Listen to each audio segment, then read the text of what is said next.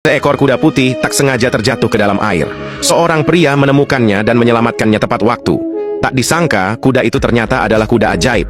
Untuk membalas budi pria itu, sang kuda ajaib memberikannya seekor keledai yang bisa bicara, bersama 2 ekor kuda pacu yang sangat bagus.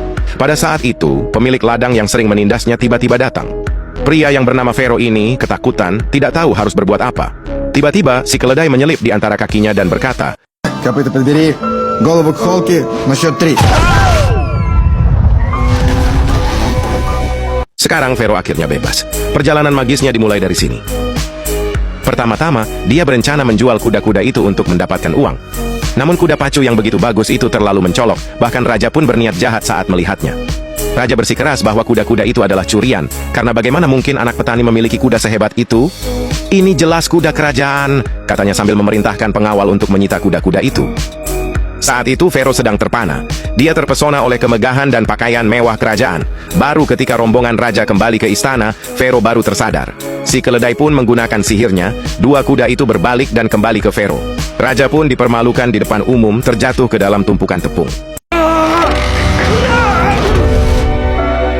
Setelah tersadar, Vero menuntut raja membayarnya untuk kuda-kuda itu. Raja tahu mereka bukan orang sembarangan, jadi dia menawarkan jabatan resmi sebagai ganti 2 kuda itu. Vero setuju karena dia bisa memakai seragam mewah dan sepatu baru. Sejak saat itu, dia punya posisi di istana sebagai kepala kandang kerajaan.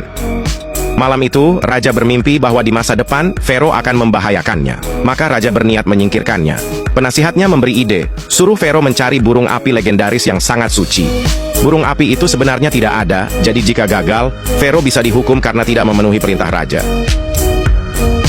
Vero melemparkan sebuah kacang dan cepat bersembunyi. Setelah tidak terjadi apa-apa, dia melemparkan semua kacangnya dan menunggu dengan sabar. Tupai itu bukan targetnya, sinar cahaya di tanahlah yang dia incar. Vero dan keledainya terus mengawasi.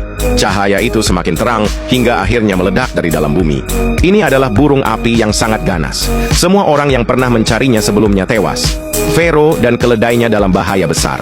Apakah mereka bisa menangkap burung api dengan umpan kacang-kacang di tanah? Kacang itu lebih seperti obat tidur, memakannya akan membuat ngantuk. Yang penting, burung api suka memakannya. Setelah memakan beberapa kacang, burung api akhirnya mulai limbung.